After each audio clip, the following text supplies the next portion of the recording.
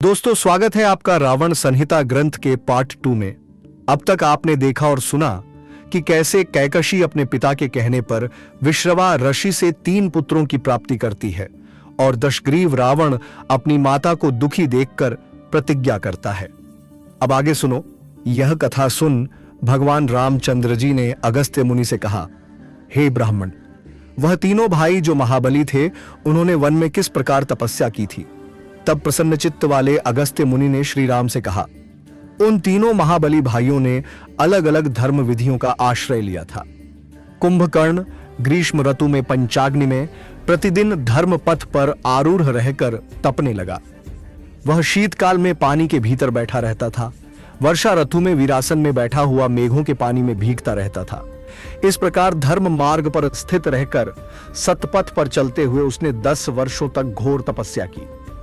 धर्मात्मा विभीषण ने पवित्र धर्मपरायण रहकर 5 वर्षों तक एक पांव पर खड़े रहकर तपस्या की। उनका नियम पूर्ण हो जाने पर आकाश से पुष्पों की वर्षा होने लगी और अप्सराएं नृत्य करने लगीं।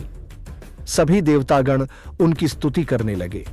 इसके पश्चात उन्होंने अपनी दोनों बाहों और मुंह को ऊपर उठाकर स्वाध्याय एवं धैर्य पूर्वक 5 सहस्र वर्षों तक सूर्यदेव की आराधना की। इस प्रकार उन्होंने अपनी तपस्या के सहस्र 10 वर्ष स्वर्ग के नंदन वन में रहने के समान बिता दिया। रावण ने 10 सहस्र 10 वर्षों तक निराहार रहते हुए कड़ी तपस्या की। रावण प्रत्येक वर्ष के पूरा हो जाने पर अपना एक मस्तक काटकर अग्नि को होम कर देता था। इस प्रकार एक एक करके 9000 वर्ष बीत गए तथा रावण ने अपने 9 मस्तक अग्नि देवता को भेंट कर दिए। 10,000वें वर्ष के पूरा होने पर जब वह अपना 10वां मस्तक काटकर अग्नि को भेंट चढ़ाने लगा, तभी वहां पितामह ब्रह्मा जी अवतरित हुए।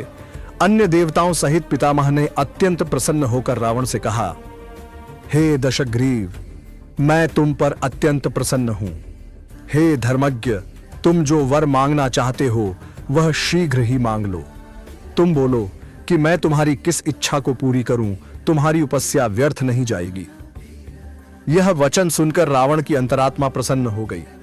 रावण ने अपना मस्तक झुकाकर पितामह को प्रणाम करते हुए गदगद वाणी में हर्ष के साथ कहा, हे पितामह, प्राणियों को मृत्यु के अलावा कोई अन्य भय नहीं होता, अतः मैं अमर होने का वर पाना चाहता हूं, क्योंकि मृत्यु की तरह कोई दूसरा भयानक शत्रु नहीं है। रावण के यह कहने पर पितामह उससे इस प्रकार बोले, कभी भी अमर होने का वरदान नहीं दिया जाता, अतः तुम कोई अन्य वरदान मांगो। हे राम, ब्रह्मा जी के यह कहने पर दशानन ने अपने दोनों हाथ जोड़ते हुए कहा, हे सनातन प्रजापति, नाग, गरुड़, यक्ष, दानव, दैत्य, राक्षस तथा देवताओं के लिए मैं अवध्य हो जाऊं, अर्थात वह मेरा वध न कर पाए। हे देव पूजित, मुझे औरों की परवाह नहीं है। मनुष्य आदि प्राणियों को तो मैं तिनके के समान समझता हूं। धर्मात्मा राक्षस दशानन के यह कहने पर अन्य देवताओं सहित ब्रह्मा जी बोले, हे राक्षस राज, तुमने जो वर मांगा है वह पूर्ण होगा। हे राम, यह कहने के बाद ब्रह्मा जी ने दशानन से कहा, हे निष्पाप, मैं तुमसे अत्यंत प्रसन्न होकर यह वरदान भी प्रदान करता हूं कि तुमने अपने जिन 9 मस्तकों को अग्नि में होम कर दिए हैं, वे सब मस्तक पुनः पूर्ववत हो जाएंगे। हे सौम्य, इसके अलावा मैं तुम्हें एक अन्य दुर्लभ वरदान प्रदान करता हूं। तुम अपने मन में जैसा भी रूप चाहोगे वही रूप धारण कर सकोगे।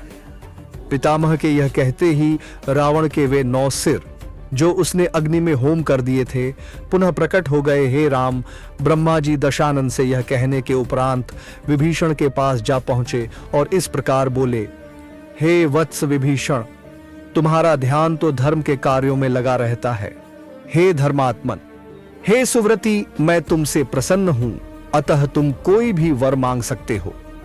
पितामह की यह बात सुनकर अपने दोनों हाथ जोड़कर जिस प्रकार चंद्रमा किरणों से मंडित रहता है, उसी तरह समस्त गुणों से नित्य आवृत विभीषण जी बोले, हे भगवान, आप लोक गुरु हैं।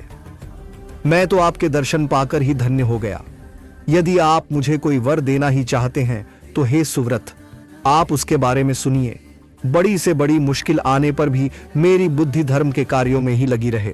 हे भगवन, बिना सीखे ही मुझको ब्रह्मास्त्र का ज्ञान प्राप्त हो जाए। मेरी बुद्धि जिस किसी कार्य के बारे में सोचे वह कार्य धर्म के क्षेत्र में ही हो और मैं सब धर्मों का पालन करता रहूं। हे परमोदार, मेरे लिए यही वरदान सर्वोत्तम रहेगा। जो लोग धर्म के कार्य में संलग्न रहते हैं उनके लिए कोई भी कार्य दुर्लभ नहीं होता। यह सुनकर पितामह ब्रह्मा जी प्रसन्न होकर विभीषण से पुनः बोले, हे वत्स, तुम धर्मिष्ठ हो, अतः तुम जो चाहते हो वही होगा। हे शत्रुनाशन, राक्षस जाति में जन्म लेकर भी तुम्हारा ध्यान धर्म के कार्यों में लगा हुआ है, अतः मैं तुम्हें अमरत्व का वरदान भी देता हूं, अर्थात तुम्हारी कभी मृत्यु नहीं होगी। यह कहने के बाद वह कुंभकर्ण को वर देने के लिए चले गए। उस समय सभी देवतागणों ने प्रजापति ब्रह्मा जी से हाथ जोड़कर कहा, हे प्रभो, जब तक आप यह नहीं जान लेते हैं कि यह दुष्ट राक्षस तीनों लोकों को किस प्रकार दुख दे रहा है, तब तक आप उसको कोई वर नहीं दीजिएगा। इस राक्षस ने नंदन वन की 7 अप्सराओं को, बहुत से ऋषि मुनियों को तथा देवराज इंद्र के 10 सेवकों को खा लिया है। हे ब्रह्मांड, जब इस राक्षस ने बिना कोई वर पाए इतने दुष्ट तथा क्रूर कार्य किए हैं तो वह वर पाने के उपरांत तीनों लोकों को नष्ट कर डालेगा। अतः हे परम तेजस्वी देव, आप इसको वरदान के रूप में मोह प्रदान करें। वीडियो को पूरा सुनने के लिए आपका बहुत बहुत धन्यवाद। रावण संहिता ग्रंथ की आगे की कहानी जानने के लिए हमारे साथ बने रहे। जय श्री राम।